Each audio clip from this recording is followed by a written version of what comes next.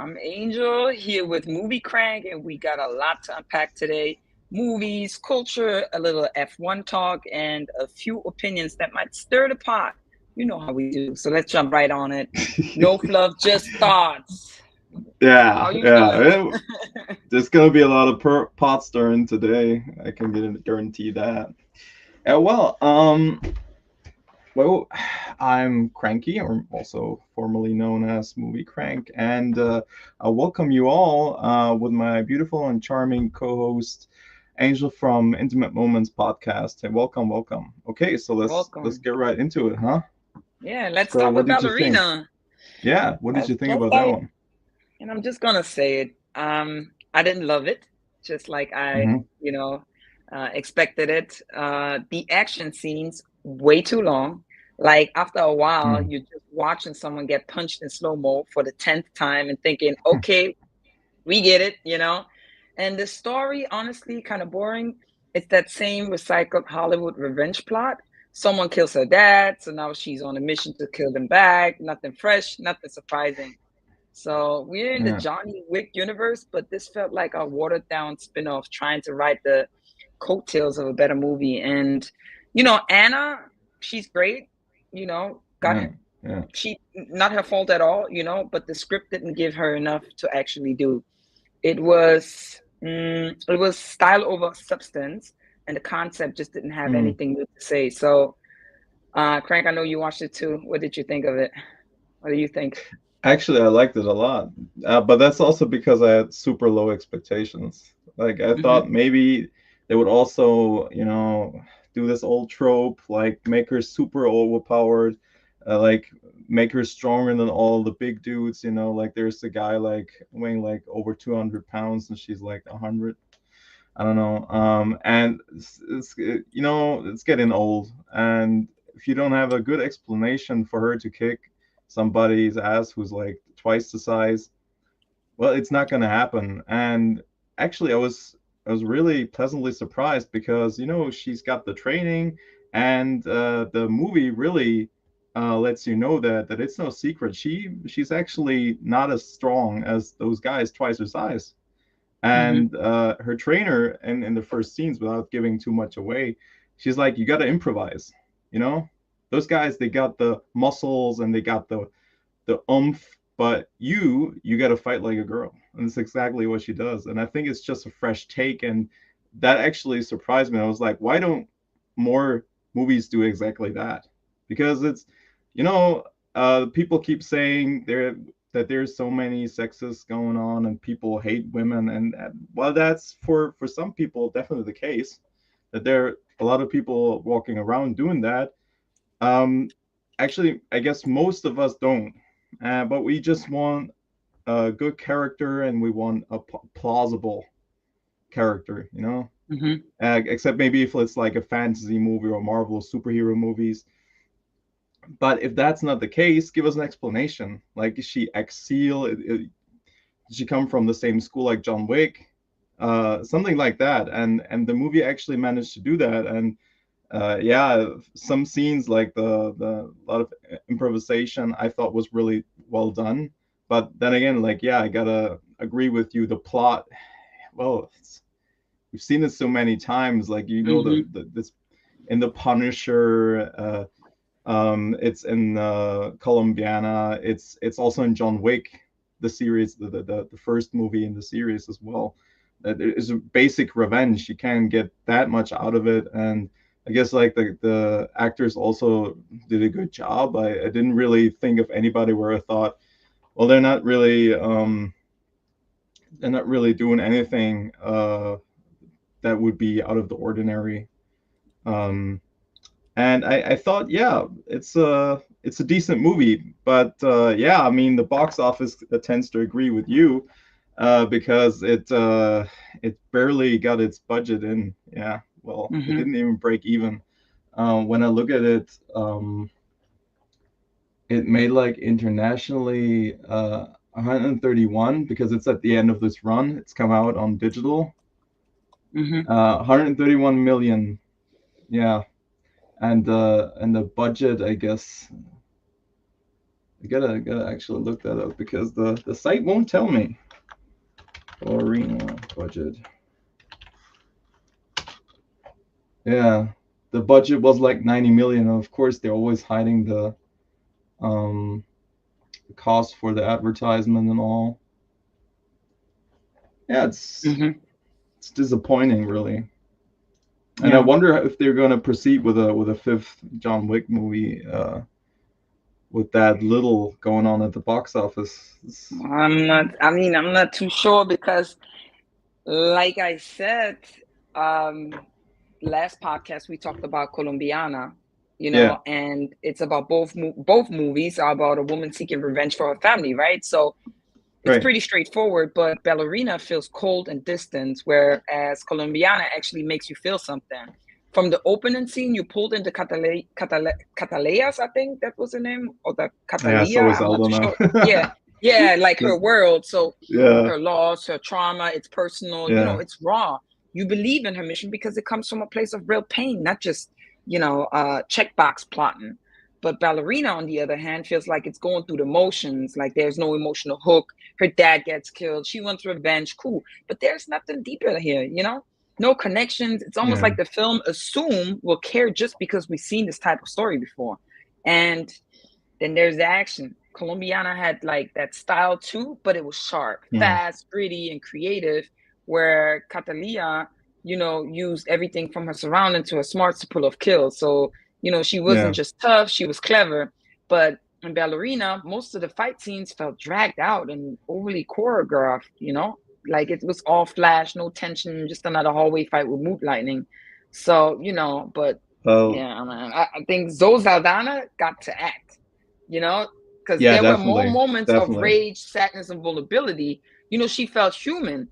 But Anna, she's incredibly talented. Yeah, yeah, But I think that Ballerina barely gave her that character. She's like a mannequin with a gun, like yeah, beautiful, yeah. deadly, and emotionally blank. So that's not her, and that's on Uh, the writing. I think that's on the writing. That's on yeah, the writing to me. It was a copy. It was a copycat movie. Like it left me thinking less about the movie itself and more about this whole trend of cinematic spin-offs. And we talked about that previously before because mm, here's the thing, Ballerina isn't bad in the traditional sense. It looks it's great, not. No. it's got a solid cast, the action is competent, all right? But by Yeah, the end, I definitely. just felt nothing. And I think that's the real problem. The film tries so hard to borrow the coolness of the Johnny Wick universe, but it forgets to bring its own voice.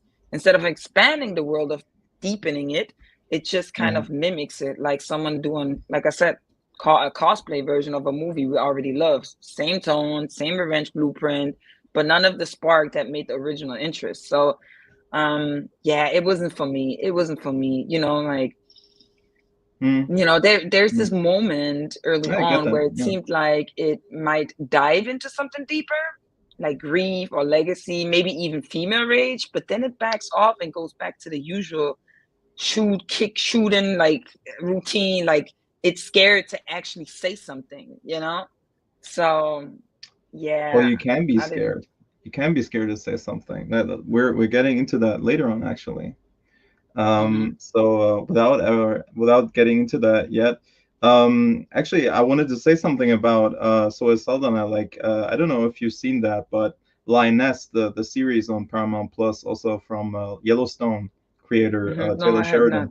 I Mm-mm. If you want to see Soy Saldana act, I mean, that's just the prime example for that. There's so much Hmm. acting. There's her toughness, but also like um what she's going through with her family, because they don't know that she's a soldier and that she's actually doing field work, and um, her husband knows it, of course, but has to hide it kind of from her two daughters, and it's just the emotions and the conflict she's going through. She knows that she's got to be there for her country, but then like her family is left behind. Um, Hmm. just at the same time, and who's she choosing at the end, because there's stuff going on with her family, and she should also be there for them, but at the same time there's also conflict at work, so she's kind of being torn apart by both parties, and it's a great example for that. And I don't know if you want to check that one. That would also Yeah, be like a really good I'm open really good to series. checking it out because it sounds Yeah, like, there's some that's great. personality in there. And like I said, with Ballerina, she doesn't get to have a personality or vulnerability or even much dialogue, really. So it's No, just, and I think the audiences are starting. I mean, you could tell by the box office, the audiences are starting to feel fatigued too, not just from the film, but from the whole idea that shared universe, an instant win, like, mm, because unless you added something meaningful, you're just recycling vibes. And I just felt like this was just a recycled vibe, like really, like just a recycled vibe. And it took a while for me to actually even get into it. I was actually, quite frankly, a little bit disappointed, but at the same time, I was not surprised. yeah. Well, I was actually a bit confused why it didn't work. So, because when you think of Hmm. it, the last John Wick movie actually did really well. Like I guess it Hmm. was the best out of the series. Um, I don't know. Actually have to fact check that, but I guess it was the best of the series, and it did really good numbers. And then like Hmm. they had their first spin-off with a series with a Continental, and yeah, I watched that one, but it wasn't really um, you know, that good compared to the John Wick series, and it actually tells you how much um, Keanu Reeves actually adds to the franchise. Hmm. And Hmm. he's not getting any younger, so there's also the outlook on what are they going to do in the future. He's not going to Hmm. go on and do all those action scenes forever. And yeah, what are they going to do? Who are they going to have as a successor for him? Hmm. Uh, I mean, there a few people come to mind, but Ana de Armas, she's not a bad actress, and she could have No, done she's it. not. And like what I said also in my review, that I liked the movie, it's not as memorable. And I guess Yeah. that's also a problem, like, of movies these days, that they're not as memorable, they're not as iconic Hmm. as Hmm. movies were back in the day. And I don't know if that's just because they're not as good, or because there's just this ocean of movies that we have, and this Hmm. this this uh this vast selection of series. I mean, there's so many series you can watch right now, and people are constantly telling you, hey, you have to watch this series, you have to watch that series, and it's just a lot for people to take in. And when you think that you have a lot of selection to choose from, most of the time what you do is you just don't do nothing. You just go back to what you Hmm. know because you're just overwhelmed. That's Hmm. also how I'm feeling sometimes. I just feel like maybe I should do a review on this. Maybe I should do a review on that series. And I just think, that would be a lot of work. And there's also this other series coming out, and this other movie. And so you choose the one you like best, and the rest you just you leave unchecked. It's also something to get into. Hmm. Yeah. So Hmm.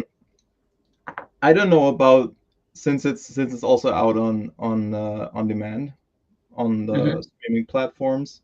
If it did better, I guess so, because most of the time with those action titles, um, those kind of people who watch that kind of movie, they mostly stay at home, watch it, you know, from the comfort of their own home on their couch. So Hmm. it should do really well there. Um, because I don't have the numbers for that. So let's just go for F1. What did you Okay. think about that one?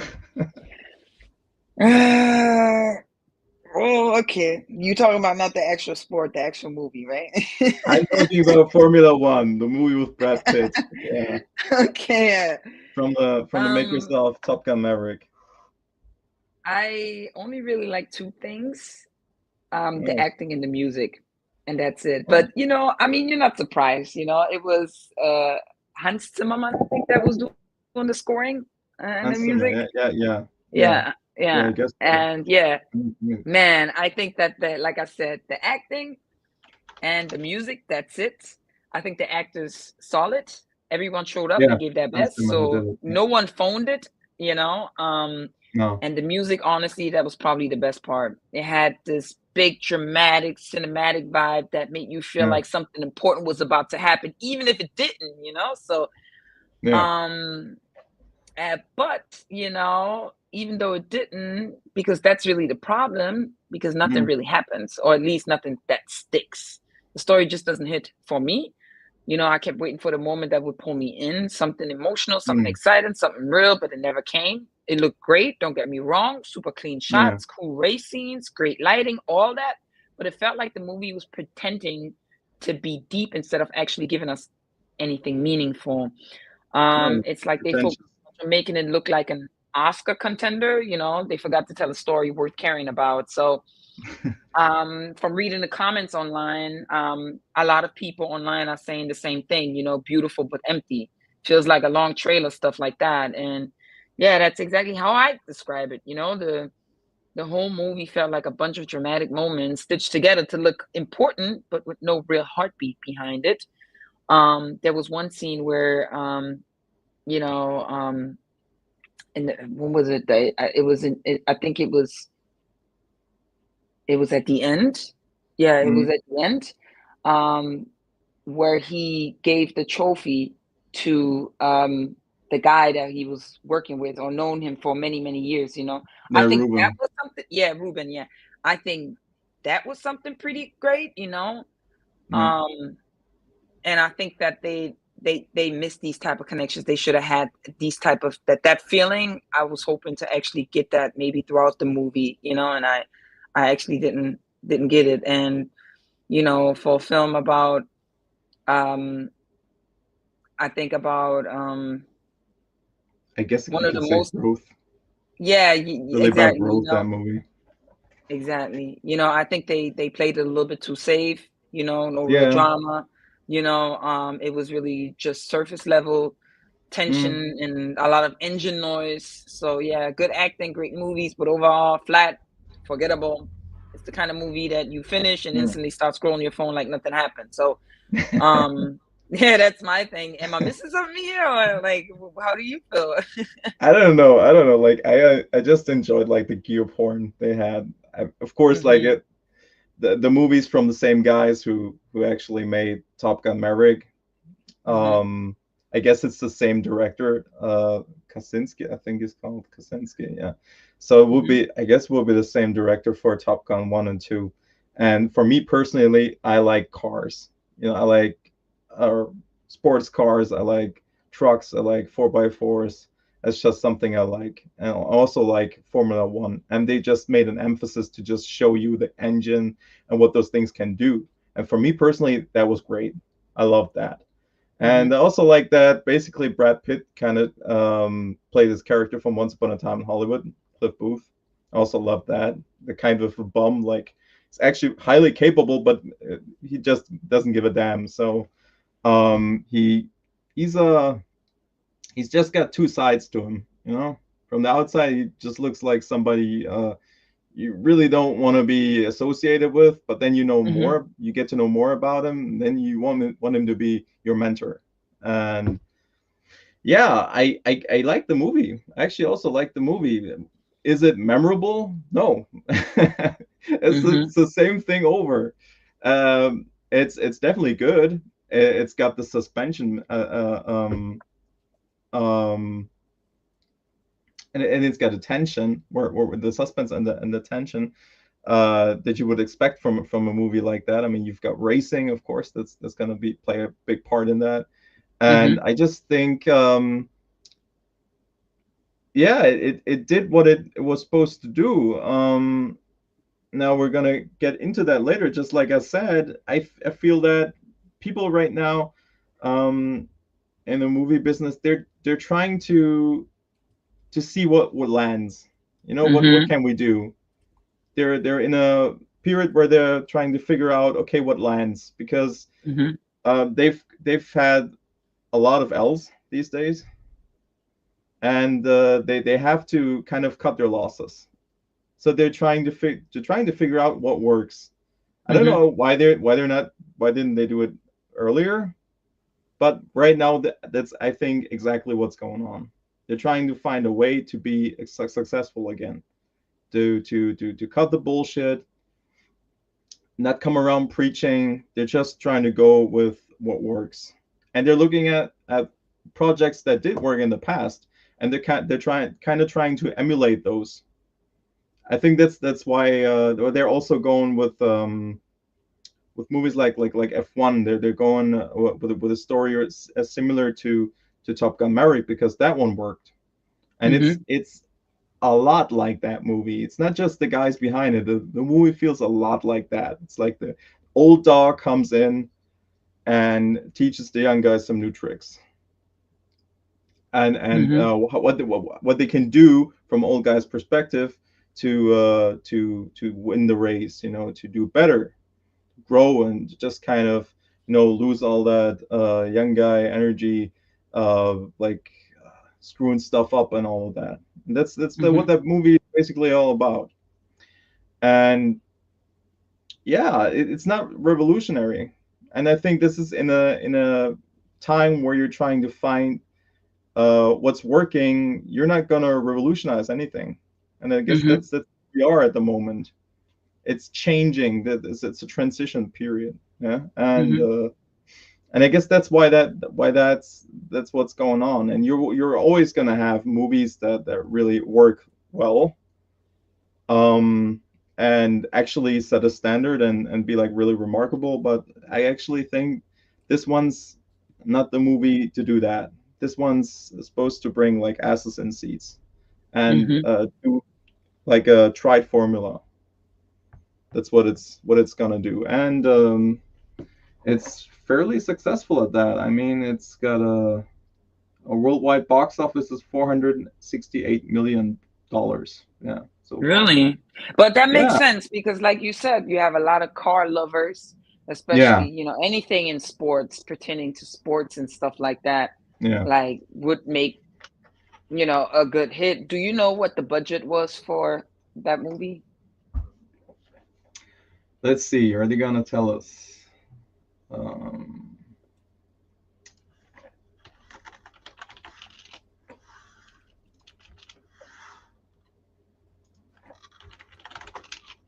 so apparently 300 million. That's 300 just million. crazy. It's just crazy. Yeah, Okay, three, and and it as of, and yeah, go ahead. I don't know if it's the marketing costs. But Also includes the marketing costs, 175 million apparently. so the Uh, budget was how much again? 300, you said? 300 million, and Variety reported that it was supposed to be 200 million. That's what Apple said, and Variety now reported that it's 300 million after all. Yeah. I mean, I'll be honest with you, that's actually 300 million as a budget in global box office as of July 23rd, 2025 is 460, 70, let's say 470 million. So Yeah. 470 million and then 300 million. So you have $170 million in profit. I mean, that's not bad, but that's still, yeah, It's crazy. It's crazy. uh, Like it's a we're huge still not number. back to 2019 numbers, not Yeah, by a long shot. yeah, Like that's actually 2019, like so many movies would just come out and do a billion, but now it's a tough mark to get to. it's a tough market, number one, but also a lot of people cannot afford to go to the movie theater, and True. a lot of people, like you say, they binge watching series, because Yeah. it's different. But I think anything pertaining to sports, you can make some really good money, especially like Absolutely. boxing Yeah. movies, like they bring in a lot of money. I have yet to see a really, really good soccer movie.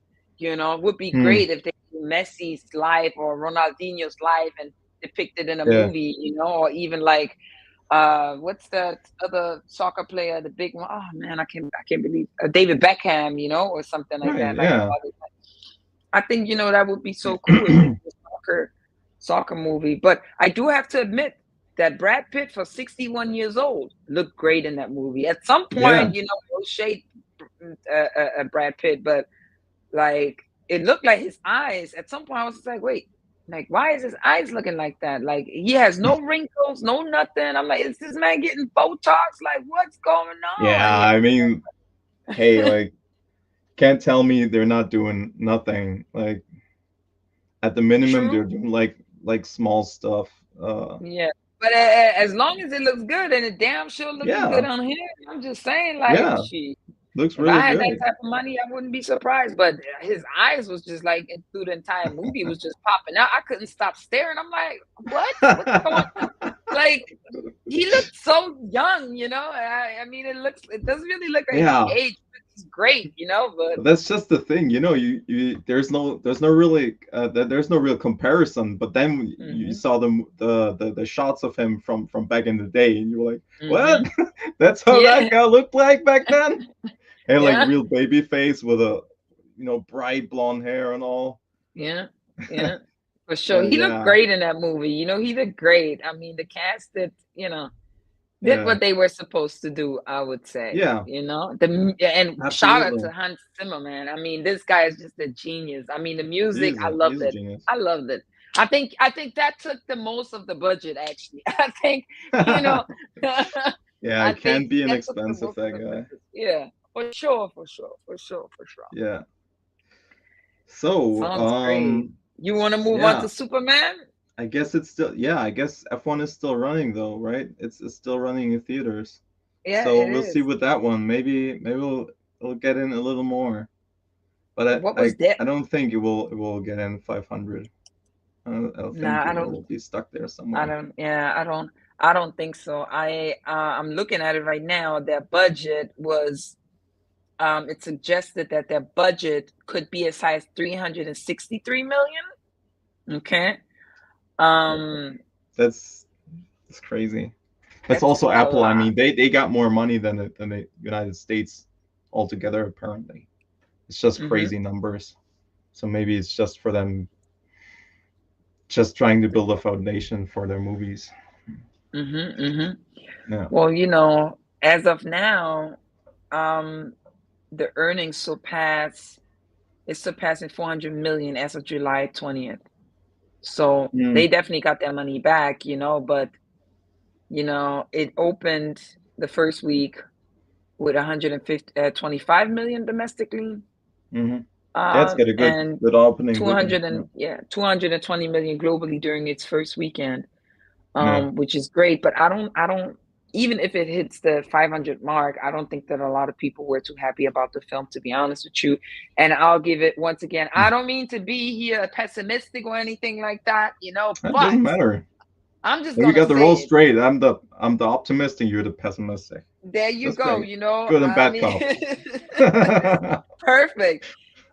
I'm just gonna say it. It was kind of Yeah. boring. Okay, it's the same Yeah. old thing we've seen 100 times. Some evil scientist or tech villain shows up, tries to create a Superman level threat, and they Oh, go you're talking to about Superman. All right. yeah. I was still in. That's All right. exactly I that actually and they didn't go. see that one. Actually Oh, didn't you see that one. didn't. No, but go ahead. Yeah, and Spoil it me. was just like, yeah, it was just the same old, same old. They go toe to toe until the city is Mm, half destroyed, and that's it. That's the whole movie. No surprises, no real tension, just another Superman versus like a generic bad guy scenario. So I think what yeah. makes it frustrating is that we are hoping for more this time, and James Gunn was attached, right? So naturally Right. there was some expectations that he'd bring a fresh spin, something bold, weird, or at least Right. different from the usual formula. But this version, it felt like they Hmm. were scared to take risks. It's not You know, I terrible, I tend to like disagree because it's Superman after all, and I guess like Superman and the James Gunn formula don't work together too well, because when you look at the movies James Gunn did, they're almost always anti-heroes. And Superman is not an anti-hero. Superman is just plain good. And I think it was a weird pick in the first place for I him mean, to you watch direct Superman, but true, but you watching a superhero. do Yeah. superhero things, right? But Yeah. there is no emotional pull. No, none whatsoever, you know? All right. Unlike if I was to watch Batman, I mean, there were some great Batman compilations, like some great Batman movies Yeah. out there. So, no stakes that hit home, nothing that sticks with you once the credits roll. Like there was nothing. It was like it's what I call once again a safe reboot. They didn't mess it up, Yeah. but they also didn't try anything. It just checks all boxes. Yeah. Original recap, moral speech, big fight, happy ending. Like and I wanted more. And look, I Yeah. get it. That Superman is a tough character to crack.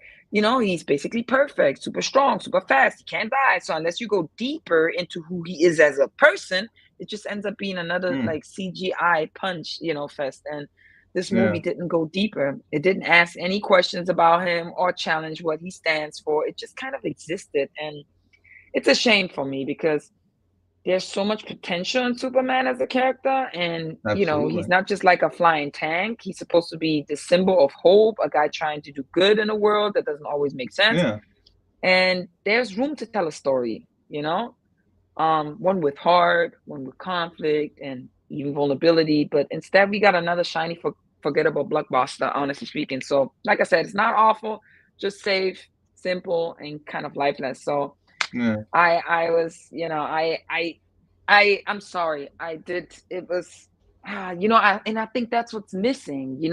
These let me like even if you was to tell the story over. I mean, you see some movies they tell the story Mm. over again, but the way that they do it, and even how they display the characters and how the actors are acting and how the screenplay is done, as an audience, as a person that's watching it, you just feel so connected, you know? You just feel so Yeah. connected to it and you feel it.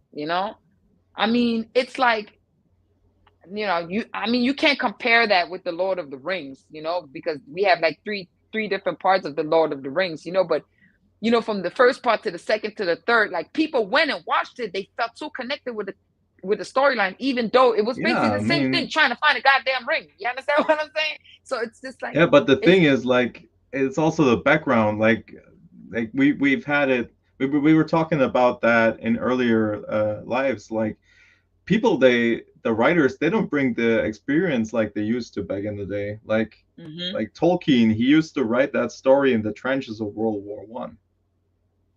mm-hmm, Yeah, I mean the books, they're very old.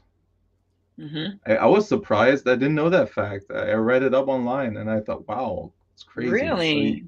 it's a story about brotherhood, and he kind of felt like there was like a mythology lacking for United Kingdom. So he created one with that, and there's more heart going into that. And I guess if you're in the trenches, Mm-hmm.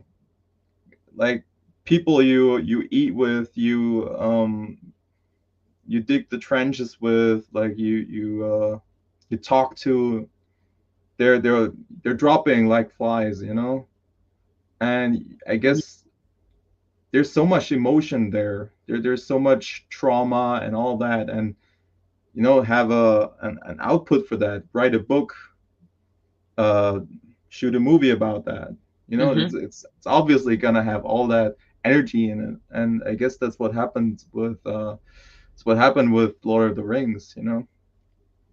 That was his output for all of the energy, for all the emotions he had through that experience. Mm. Mm-hmm. And I Mm-hmm. mean, people like these days, their biggest concern is about whether their social media, is going up or something like that. They don't have a war to fight, But except that's so maybe, interesting. yeah, Go ahead. Except maybe what? except maybe like when you're fighting, in Ukraine or somewhere, where there's an actually No. war going on. Maybe let's check there from those people, what their stories are, because there you have I people love that. really going through the shit, and I love that. having real experiences with other people, and Yeah, it seems like having people are experience kind of, online yeah, they from out of from touch.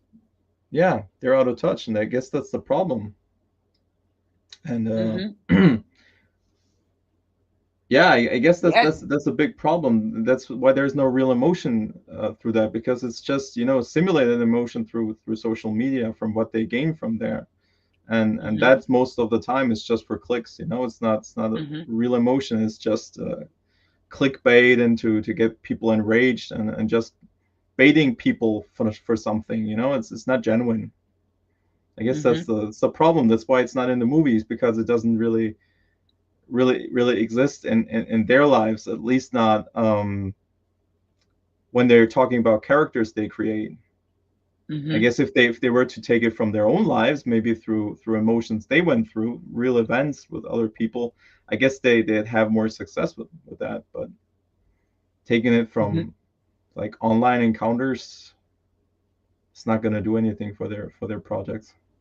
That's a very, So very valid point. And it's quite interesting. yeah, I didn't even know that what you just mentioned right now, that that he actually wrote that story, World War I, or was it two you yeah. mentioned just now, World War II, right? I Which think is, it's World War I, but let me one or fact two, check that, because I don't and want to go around spelling yeah, and it's incorrectly. quite interesting because, back then, like nobody was thinking about structure, right? When you screenwrite, no, Yeah. nobody was thinking. It was just all about soul, right? Like a lot of today's screenplays are more focused on structure than soul. Like they follow in some like studio approved checklist, like 3-act format, check. Emotional beat at page 15, check. One liner before the final punch, check. But somewhere in that It was process, the Second World War. experience, right? Second World War, yeah. The experience, the thing that makes the story No, actually no, stick with actually, you, he it fought gets in lost. World War I. Sorry, he fought in World Oh, War World War One, One. and he was too old by the time World War II came out. Mm. But he Well, didn't actually. Yeah, so World War I, wow. yeah, and he wrote Mm, it. He mm. didn't write it actually in World War I. He wrote it between 1937 and 1949. That's when he wrote it. Ooh, wow, But he wow, he wow. experienced those. He experienced He those moments. experienced that, yeah. So Because, nonetheless. yeah, All like, right, you were saying something. Sorry, like no, no, no, what you you were good, you good. saying. I was just saying that, like, the things that make a story actually stick, with you, that Yeah, gets lost nowadays. Like, remember when movies used to say something, like when yeah, characters and choices felt messy and real, and dialogues yeah, wasn't just fillers between explosions. Even in the big genre films, there was heart, conflict, yeah, surprises. You felt things, joy, fear, grief, even quiet moments of reflection. But now yeah, it's like everything either is a setup for a sequel, a recycling plot line, or just like content. And it's not that the audience are getting pickier. I just feel like we're just not getting the same level of emotional craftsmanship. We're just not yeah. getting it. There used to be time to build a moment. Writers didn't Mm. assume we were too impatient to sit with a scene or connect with a character before the action kicked in. Now it's all pacing and spectacle, constant movement, no space to breathe. So, with movies like Superman or Formula One, like they come along and just feels really empty to me. It's not just because the storyline is simple, it's because the writing really lacks emotional layering that used to make even simpler stories unforgettable. And that's the thing, there's a lot of simple stories out there that you can create. I mean, love stories. How many love stories do you know that are just so simple, where somebody falls in Most of love, them the are. person and they die, and all of this and this and that. It's I don't always need three every acts movie. basically. Yeah, like I don't need every movie to reinvent the wheel. You know what I'm saying? But I do want it to care about why it's telling the story, not just Yeah, how fast it can get from one plot to the next. And this is why I feel like a lot of these writers in Hollywood are out of touch. They're yeah, they out of definitely touch with are. reality. They're out of touch with the fact that even though you sit here and you think, okay, social media is reality and this and that, but no, reality in It's some place, not. shape, or form is really taking place within yourself, inside of your heart and Yeah, how you feel. Like all of these things that we have around us, technology and so forth, these are just reflections of, of yeah, in a sense of how we feel, right? But not necessarily to what's going inside of our soul. Like we're using this to keep ourselves busy, to you know not deflect in some ways and shape or form, to distort maybe how we feel in some way, shape or form, right? But at the end of the day, I think that our writers in Hollywood, they need to be more in touch with the world. And when I say more in touch with the world, is get off Absolutely. social media to find out what the algorithm is saying, how people are feeling right now about this, about that, about this, about that, and just like get to know people and learn about their lives and learn about their stories and be Absolutely. inspired by it, understand like really what's going on, not just what the screen is projecting right now and going off that. Like, you know,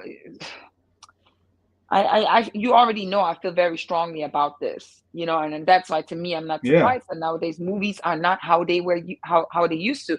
And me and Crank, we definitely gonna have like throwback Thursdays that we looking into doing. Throwback Absolutely. I'm Thursdays, looking forward to that. exactly, and we're It's gonna gonna bring be some. hell of a fun. Exactly. We definitely, hopefully going to be able to attract young blood, in other words, the younger generation, for them to discover some movies that are actually pretty dope, from back in the Yeah, days. there's a lot. So I'm talking about the 80s, the 90s, the early 2000s, even the 70s. I mean, there's some really great movies. I mean, I cannot stress it much. If you have not seen Pulp Fiction, you gotta watch Pulp Fiction, and it's one of the Pulp perfect Fiction. examples, or Having Dinner with Andre is a really great movie, or even Still that gotta movie. watch that one.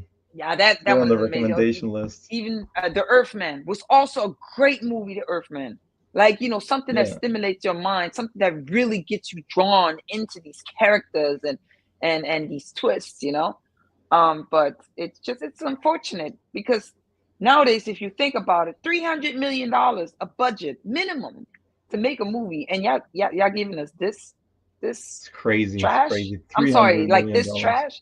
300 million. So many movies, they start off their budget. Most of the budget is $300 million, and I'm looking at this. I'm like, what? You could have given that $300 million to maybe over 100 filmmakers to create some really dope movies that people have not seen before. That really gets them. I mean, there's so much talent out there, and we sitting here. I just feel like we being, like I said, recycled from these same old Hollywood directors, watching the same thing over and over again, and that's why people are getting tired of it. They're also out of touch. That's the problem. But producers are also out of touch. Oh yeah, oh yeah. They focus more on the money than on anything else. Yeah. But That's the and to be fair, mhm, like a lot of those, because you mentioned Pulp Fiction, it was at Cannes. It got presented there, and I also think it got an award there. yeah, But as far as I know, Pulp Fiction back then wasn't financially successful. It hmm became culturally, um, yeah, an icon. But back hmm then, it wasn't as successful. And it's not always the successful things that become successful right away. Like sometimes they also age like wine, and they become hmm more successful, and people pick it up because like when you look at it, I mean, they were successfully financial, but when you look at the prequels, Star Wars prequels, back then they were still successful, but a lot of the people hated it. And now they're kind of hmm having a renaissance moment, you know, hmm because of the Clone Wars series and all. People watch that and they become fond of the series of those movies, and it didn't happen back then, but it happens now. And hmm it's not always gonna be, hey, like the box office on this one was really good. That makes it a great movie. No, like there's I thought, for example, that the Mission Impossible movies, the last two Mission Impossible movies, were really good for what they hmm are. Oh But then yeah, again, yeah. like people didn't like them as much, and box office really wasn't what it used to be. hmm But I don't think that doesn't make them bad. I think we'll look back and we just think that Tom Cruise guy, he was one in a million. Like what he did, the stunts, they were real. hmm It's and Man, I it felt was that just movie all the way through. That movie was tension. amazing. I love that Yeah. movie. That and Last Mission one. Impossible. If you have not seen the new Mission Impossible that was dropped this year, you have to go and watch it. It was a great movie. It was a great movie. Yeah. feel so too. But you know what? Like we Go said ahead. earlier, there's real change going on, and like I said, they're You looking talking for about a the new woke movement direction. right now? Are you talking Yeah, about the I guess woke, it's dead, or at least South Park says it's dead. or did it die? They dropped a new episode, and they just had a they just got bought by Paramount. They dropped like Hmm. 1.5 billion for them, and they had a little bit of trouble with the president, and they still dropped a really really provocative episode just like 2 days ago. And the Oh question man. is, like, do you think that woke is dead? I really want to go into the episode, but let's just have that question. I'm really interested what you think about that statement. Is woke dead? Well, has anyone? Okay, before we get into it, I think personally that woke is much more woke now than it was before. Okay, in a Really? literal term, yeah. I think that a lot of people they not backing down with what they seen, Mm-hmm. and I think the real definition of woke, I think now we actually live in it. The real definition of woke is actually now we live in it, and people are waking up and seeing actually what is going on, right? So I don't think that Okay. this woke movement that a couple years ago that started that was actually a woke movement. I don't believe so. I think right now it's happening. I think people want answers. I think a lot Yeah. of, especially when it comes to politics, when it comes to this whole situation in France with Brigitte Macron, which is the wife of the president, who has this whole right now attention towards her about her gender, Mm. um, and also ties to a lot of, I got to be very careful on how I word it because I don't want our video to get flagged. You know, And it's P-philias, okay, P-philias, we're talking about children under age, okay, yeah, PDF connection, yeah, PDF PDF files. connection in the political as well as in the private world and so forth. And then of course we have our beloved Donald Trump and the Epstein files. Okay, so there's a Yeah. lot of things going on. A lot of people are catching on to certain things. A lot of people want answers. A lot of people are not backing down. And so I think that the true meaning of woke, I think that right now people finally woke the hell up and they're not backing down. So I cannot compare it to Yeah, that that woke makes movement actually makes prior. sense. Yeah. Yeah, I cannot compare it to that woke movement prior. I think that there's a lot of controversy right now going on in the world with especially politics, especially what's going on in the Middle East, and so forth, and Israel and all of that stuff. And I think that South Park did a great job. I think it was hilarious. Yeah. I think they did a great job. How do you feel about the woke movement, and what I do you I think? think I really thought it, the one we got to experience like around 2015, 2016, like once like Trump did his first term. um like I thought that this actually, that movement, yeah, it's kind of that, because look at the three movies, they couldn't be more different, and Mm-hmm. all three of them are not woke. Like, it's Mm-hmm. getting less and less and less. But like you said, people, they want accountability. Yeah. They look at stuff, and even like from the most left people to the most right people, um, all across the whole population, I guess they want answers because they feel Mm-hmm. screwed over, and I think that's a good thing. And when you look at it, I guess none of the people even against woke, when you really bring them the real definition, have something against the woke thing, because to be woke, to get something that's going on, to actually wake up and see the world around you, like kind of like in a matrix, it's a good thing, because you're actually catching people doing something wrong. You're actually Mm-hmm. catching people, with a finger in the cookie jar. Mm-hmm. um and I think that's a good thing. And It's just that it had a really it was just the execution, you know, how they did it that was really bad. Because from my perspective, like the woke movies and woke series they brought out, and even woke games, it was just white knighting, or like to just, you know, meet quotas, and that's not how it's supposed to be. Like Mm-hmm. when you look at movies like these days, how come they all play all of a sudden in England? You know, why are they doing that? I know why Mm-hmm. they're doing that, because you know the state over there, uh, they pay some of it of the production costs, and of course, Mm-hmm. from a financial point of view, that's a great thing. So let's go shoot our movie in England, of course. Mm-hmm. And then like just those quotas, you know, to have people of a certain skin color in your movie, and they using they didn't used to be that wasn't a big deal back in the day, you know. Mm-hmm.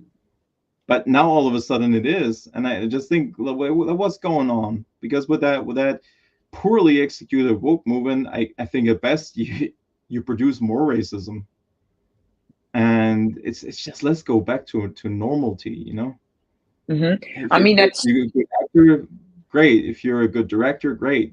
If you're a great character in a video game, even better. You know, you know, I all agree that with you counts. partially, but at the same time, Yeah, I feel like I think it was necessary for the woke movement to be there because it did allow, for instance, you know, the Me Too movement, which I'm very, I have a controversial feeling about that too, personally, but it did allow, you know, things like you said, you mentioned racism, for instance. Yes, you know, of course, that should never exist, but it allowed it to have a certain platform where people are kind of like noticing now, hey, this is where we going here with this direction right now. You know what I'm saying? Like, mm, this is not necessarily really the reality that so many people actually live, right?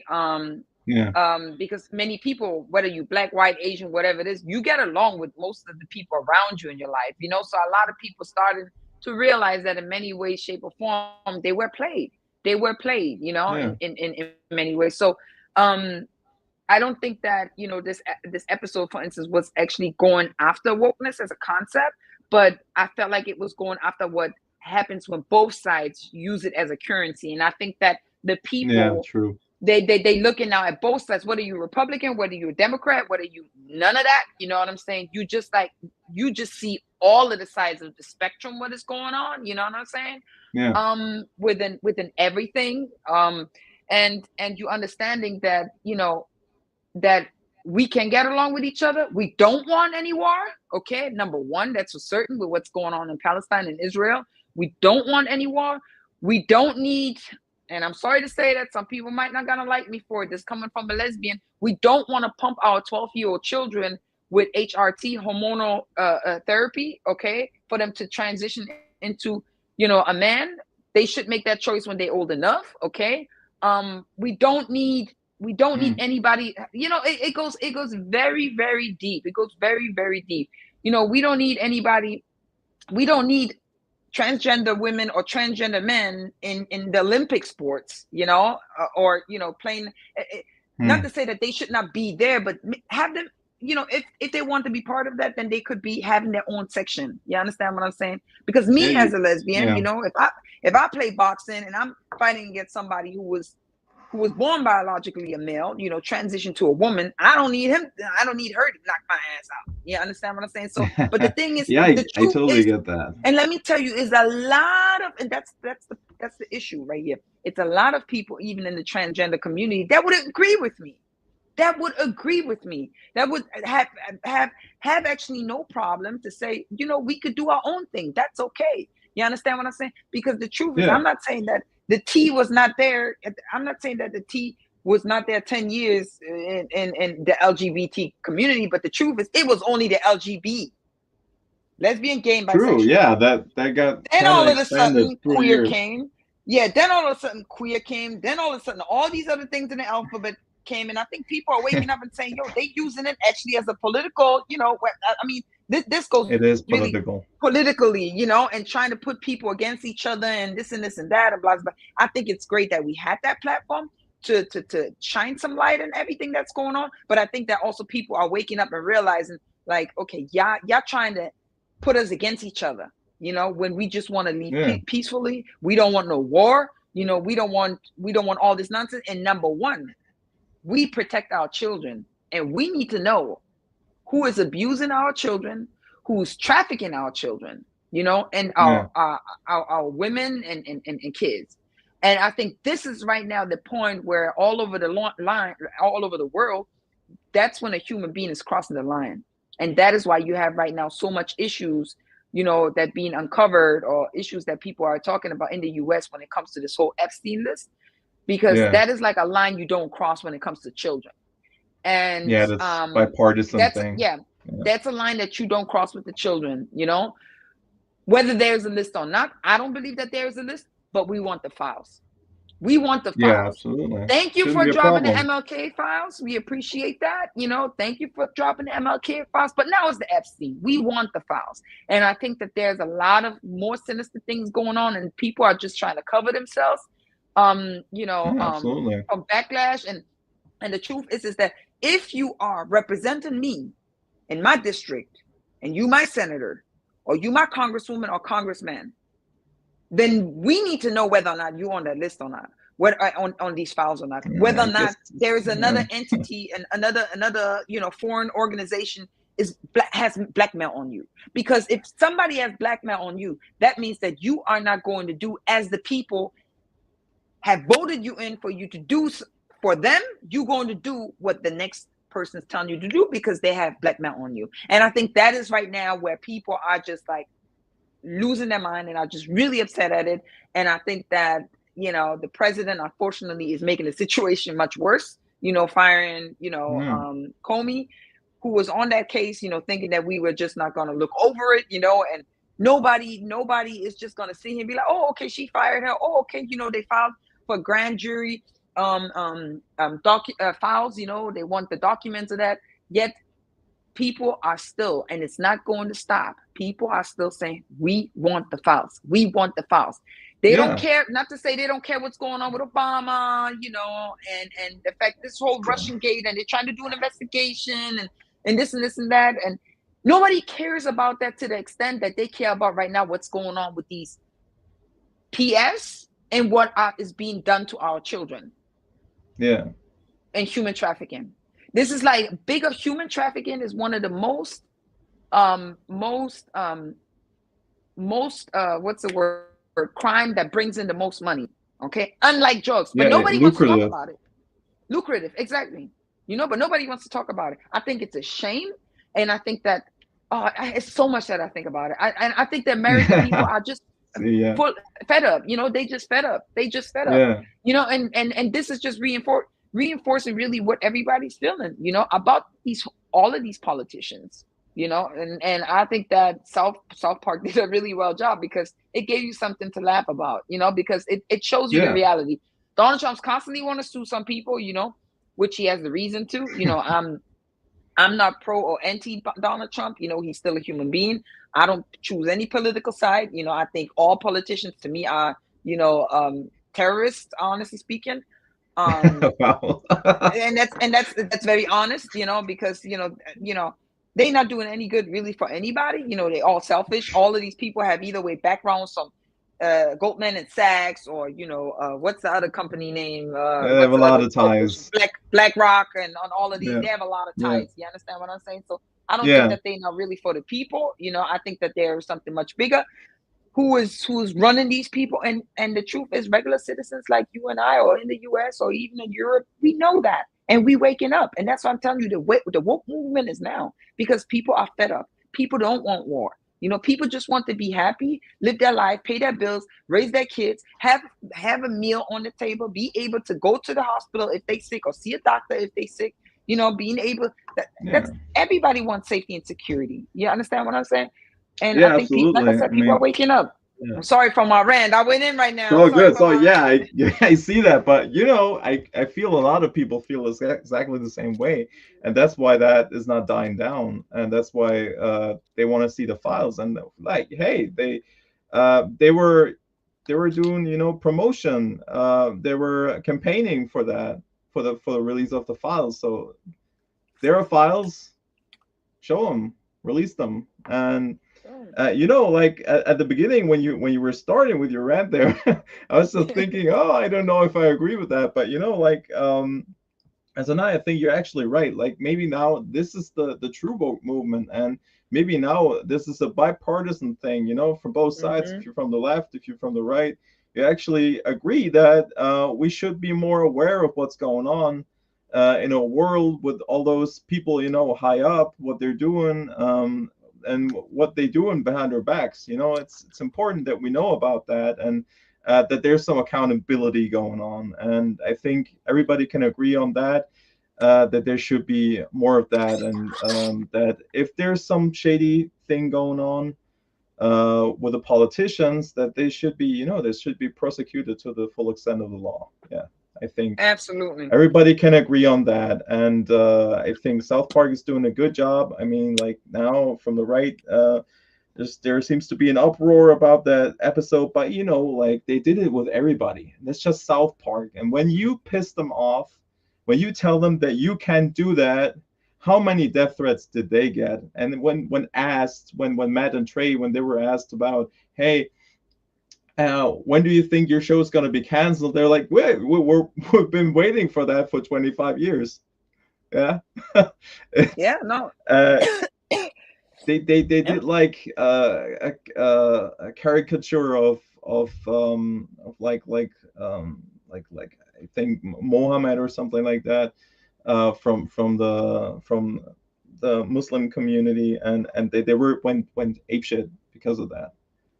I remember that they got death threats. So why are they Really. gonna stop now? They do everybody. They just do everybody just how it's supposed to be. Nobody's safe, No, but and that's that's how it's supposed to be with satire. You know, but that's pretty comedy. awesome because It is in if you awesome. think about it, if you think about it in that South Park episode, right? South Park Yeah, episode, the episode doesn't scream it, the woke part, it quietly dissects how both sides yeah, weaponize it, both sides. yeah. And I It think the is public weaponized for caught on both to it. sides. They know that. They Yeah, really know that. The core of it is the core of it is that everyone's full of it. The yeah, corporations fake progressiveness for profit. The absolutely. politician fake What they outrage do. of power. Like and also the public. They just want to avoid like cancellation or this and this and that. Yeah, But I think that's what it was playing on before, and now people are just like, yeah, we seen through it. We seen through it. You know what I'm saying? We seen through it. absolutely. So, you know, That's a good thing. yeah. It's a good thing. Maybe woke 2.0 is actually something we can get behind. And let's not forget, because Donald Trump actually he uses like anti wokeness as a club. He positions Absolutely. himself as the savior from cancel culture, from like the fake news, from weak towns or softness in the episode. And Yeah, the episode actually makes really really great fun of that too. It yeah, really shows how the anti woke movement can be just as hollow and manipulative as the corporate signaling signaling it comes to yeah, hate, yeah, yeah, yeah. I get it. exactly. Yeah, So a it's not signal. about freedom of Yeah. speech or standing out, or standing up for No, your they values. It's should. about really dominating the conversation, yeah, and silencing it, They should be opposition, absolutely. They should be both sides. absolutely for what's all good. They should be absolutely for what South Park is They, doing now. and that's For what it is. for They just, sorry to cut you they should off. welcome What it. I want South Park to do an episode about Brigitte Macron. If you do not know about the president from France, Emmanuel Macron's wife, Brigitte Macron, I suggest you check out Candace Owens. I know some of you guys might not like her, but she did an Candace entire Owens. Okay. series in details about becoming Brigitte Macron. And when you All sit down right. and you watch it, you will be completely blown away with the type of journalism that Xavier Pouzard did. Okay. And for All some right. people that know, just about 2 weeks ago, one of the journalists who was sued by Brigitte Macron for a defamation lawsuit in France, All um, right. basically claiming that Brigitte Macron was actually born a man. Okay, she actually won the defamation Hmm, suit. It was basically dropped. So crazy. all of these little things that come into detail, I think that in the next couple of years, a lot of people are being put on blast, and people are just full of it. Yeah, they just fed up basically. So shout out to Yeah, they South should Park for be. doing that. But give me South Park. Absolutely. You want to know about what's going on in France right now? I think that would be funny and cause a lot of controversy. Like Yeah, maybe they a do. lot. That would be Maybe they funny. do that. That would be fun. Yeah. I guess like they got 50 episodes. I mean they're always the studio's always gonna I don't know if they pitch the idea or the studios actually give him the orders, but like there's like 50 episodes to come, so it's Do you think like that they're gonna two base it seasons. on what's been happening? Do you think that Yeah, they're gonna base this series what's been happening over the past yeah, over the course of 4 years or yeah, 5 years, absolutely. especially what's going on in the political Yeah, realm or even like yeah, international realm? You know what's been going on. yeah. Yeah, absolutely. I think that's what they do. I mean, like I watched the episode yesterday and I was like, wow, there's like 26 seasons. It's crazy. And yeah, it checks out. Like they've been running since 1999, and I guess that's how they just keep afloat because they just pick the latest events and put them into their series and have the characters react to it, and it's always fresh. I They love always it. kind of interject themselves like maybe that's what they talk when they're just sitting in the house having a cold one and what they talk so and they just build an episode around that and that's awesome and it's more relevant than ever. I love it. I love it too. So anyways, I guess this Yeah, is it for man. this episode. Yeah, So so make thank you sure so you much. guys give us your feedback, right under the Yeah, comments. What do you think about Ballerina? What do you think about Formula One? What do you think about Superman? And of course, what do you think about this whole South Park shenanigans that is currently driving the internet insane and is going viral? yeah, let us know and also subscribe if you haven't. And Angel, let us know where we can find you. You can find me on Instagram at director at ATZ, director at. Exactly. Hit the follow button. I'll follow back, and we'll definitely, yeah. What about you? Where can they follow you? Okay, like you can find me on my YouTube, Cranky at the Movies, and also on Instagram, same handle, Cranky at the Movies. That's where I can be found. And we actually got somebody in the chat. Okay, I'm gonna read it real quick. That is very Yes. true, says John. People are not well informed in what they are consuming. For example, misinformation, kids or teens being allowed to manipulate their bodies, not knowing what the future has. I think, yeah, this is exactly to what you were saying, Angel.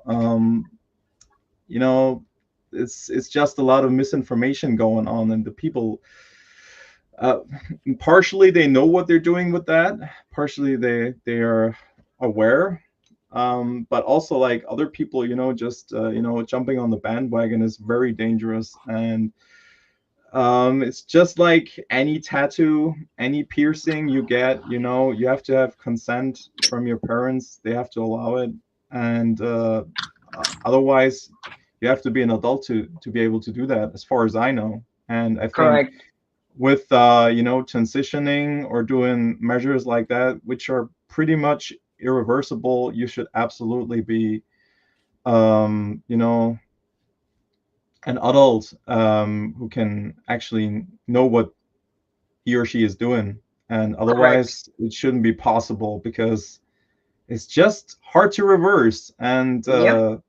if you're not sure about it, you can have a lifetime of regret with that. And um, yeah, I think we should be more careful with that without Yeah.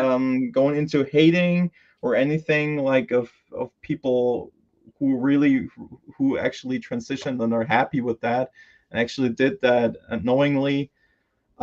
We should be concerned about that, and it should be discussed with a lot of science and with a lot of actually there's another message.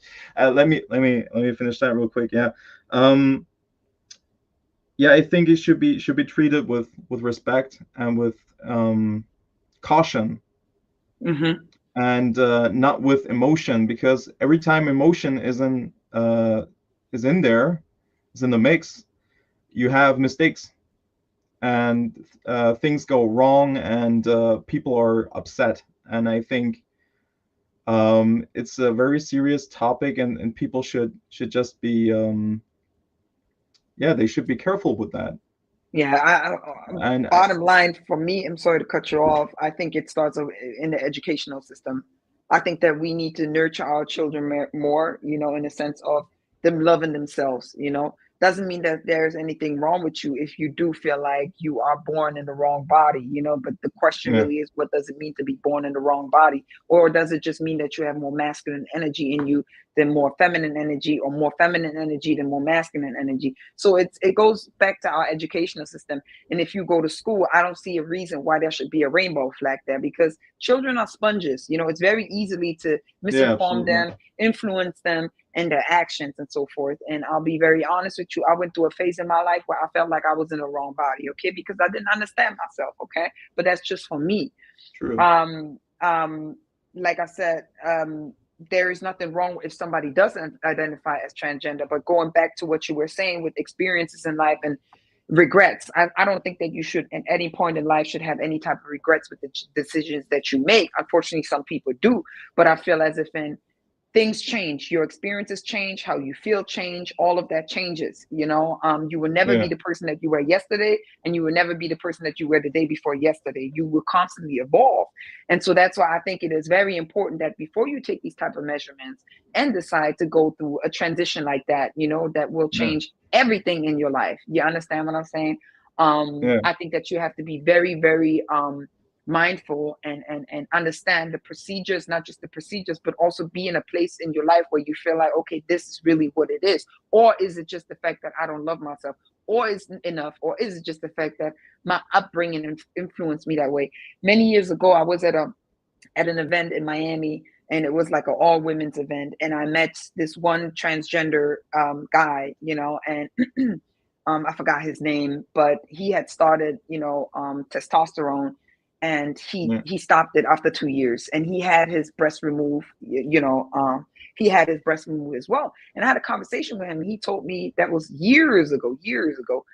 He told me that he identified as non-binary, and at that point I didn't even know what non-binary was. I was like, what do you mean? Like, I didn't even understand it. But there is just so many different terms and phrases, and to me it sounded like ultimately at the end he was just trying to fit in somewhere that he didn't feel like where he was able, to fit in. He felt alone and didn't know what box he was supposed to be in. And I think it starts off with labels. We need to start with these labels. We just not need to start embracing and accepting people for who they are, whether you decide to be transgender or not.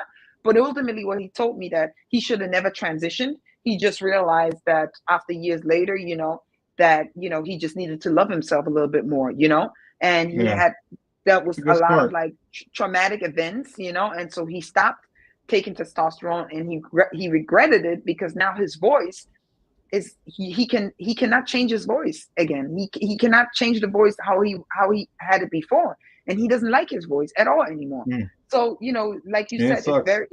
it sucks. It's irreversible, and we have to be mindful of that. But more important, we have to take care of our children, and raise them in a way where they love and accept themselves. And if they come to the point and still feel like, hey, I want to transition, then by all means do that when you feel like you're at appropriate age. And I honestly think that with 18 years old, you have not experienced anything in life to even make that type of decision, to completely get operated and so forth. But once again, some people might feel different. By all means, they can. I have a lot of transgender friends.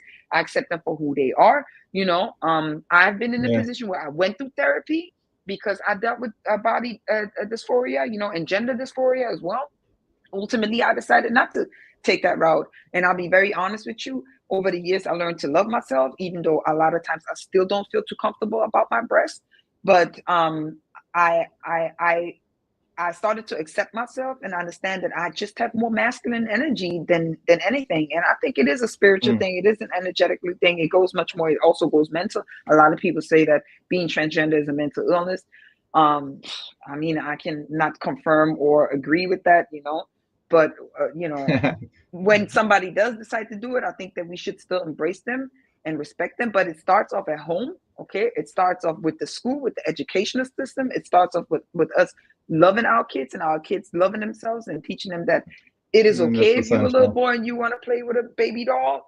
You know, that's okay. Whatever you like. Okay, but at the same time, like I said, do what makes you happy. Just make it look good, I Absolutely. guess. But Mm. Joanne did mention something about Ballerina. She said that it was dope, and Hmm. F1 was good though. It was a bit weird for her, concerning the age difference between the two and like younger people learning from the OGs. That's quite interesting. How do you feel about that? The age difference between was it JP and Hayes, Sonny Hayes, yeah. Uh, yeah, I mean, there's a big age difference, but then the movie also like made a point about him coming in because he's obviously had all those chances and has been in Formula One for all that time, and like I guess like with JP with a young driver in Formula in F1, I guess he just had the skills, but he he couldn't have the experiences yet. He Mm-hmm. didn't have the patience for stuff, and in the movie, like there's something happening then afterwards, which is actually due to the fact that he was too impatient, and that's what Sonny was there for, to show him to be more patient and to Mm-hmm. actually guide him to hone his skills with a F1 car. And I guess that's why he was older, and that's why he was chosen in the first place. So I don't know really about that with the age difference, but yeah. Okay, there's another comment actually about Ballerina. I want to see Baba Yaga more. Yeah, me too. But then again, like I'm actually glad that they left him out a little bit, because if you have Keanu Reeves in the movie, who's already had 4 parts, he's gonna steal all the thunder from Ana de Armas, and that's why I was actually happy that they didn't have him in there for a long time. I don't know. How do you feel about it, Angel? Oh yeah, yeah. Who was Baba Yaga again? Baba Yaga is John Wick. It's Oh, his him. Yeah, name. He's I like wanted to the see Grim him more Reaper, or the too. guy you sent Right. to Yeah, kill I the wanted to Grim see him Reaper. more too. I think his acting and just him, how he showed up, I think that was probably my favorite part of that movie. Everything else was just, yeah, something else. Let's just say it like that. But seeing him was great. I think he did great. I think that was probably my highlight of the movie. Everything else Yeah, was just, yeah, it was just like something else. And then to yeah, end close it off, another comment, I also agree on that. It is important to love oneself. Exactly. It is important to love oneself. On that note, we hope yeah. that these directors in Hollywood are going to start loving themselves and putting it in the movies. Okay? Absolutely, We need absolutely. They that. should do that. We need we don't need to recycle stuff, okay? Like Yeah, hopefully they will start loving themselves more and other people so they can actually put it into the movies and get inspired by it, yeah, and we can actually also profit from it in a way. And when I say profit of it, emotionally, yeah. emotionally. And that's what we need, because filmmakers have one of the greatest one of the greatest jobs in the world, or careers in the world, is Absolutely. to be a filmmaker, because you get to bring so many people together in a theater, and literally be able to Yeah. blow them away with your story. And so, yeah, Hollywood, come on. Hollywood, do better. Hashtag Hollywood do better. You gotta do better, Senator. You gotta do better, man. Or if not, else Yeah, or if thank you. not, South Park is gonna drop Yeah, more they're episodes. gonna drop more bombs. They're gonna drop more bombs, like, yeah, like serious bombs, man. Yeah. So thank you for those comments. And guys, go out, cut down on your social media, meet real people, have real experiences. That's what it's all about. And go create and watch good movies. All right, thanks, Exactly. guys. Thanks. Later. Bye.